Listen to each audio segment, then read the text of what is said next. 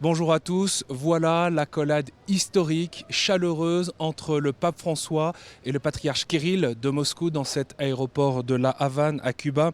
À l'issue de la rencontre, ils ont signé une déclaration commune.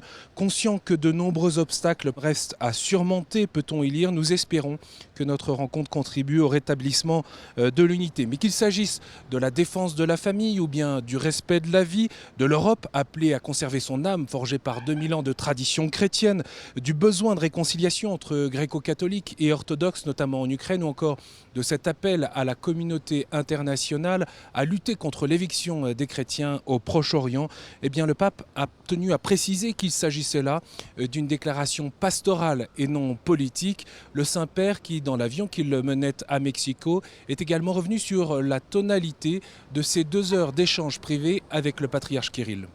Col patriarca Kirillo. È stata una conversazione di fratelli, punti chiari che tutte e due,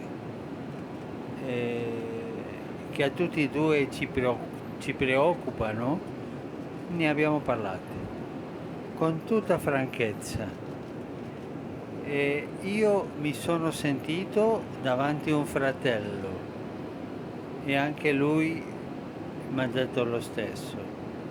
Due vescovi che parlano sulle situazioni delle loro chiese, primo, secondo sulle situazioni del mondo, delle guerre, eh, delle situazioni dell'ortodossia, del prossimo sinodo panortodosso, ma io vi dico davvero, io sentivo una gioia interiore che era proprio del Signore, no? Hier soir à Mexico, le pape François a été accueilli de nuit sur cet aéroport par le président mexicain dans un bel enthousiasme, un accueil chaleureux dans ce grand pays d'Amérique latine, très majoritairement catholique. Cela donne le ton de cette visite.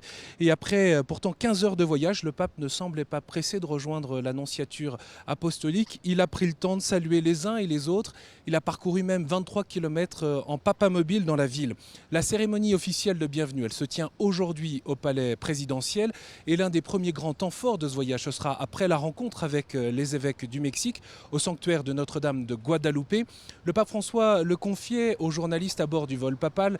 Il porte une affection particulière à la Vierge de Guadalupe. Il invoque la mère et sainte patronne du Mexique et des Amériques, cette mère qui prend soin, qui protège, qui pousse vers l'avant un peuple, une famille. Nul doute qu'il déploiera son message lors de la messe devant cette grande foule de fidèles. Lui qui vient ici au Mexique comme missionnaire de la miséricorde et de la paix. Bien sûr, la messe à Notre-Dame de Guadalupe, ce sera à suivre en direct sur KTO à 17 h, heure locale ici, minuit, heure de Paris. Vous retrouvez l'ensemble du programme sur le site internet de KTO.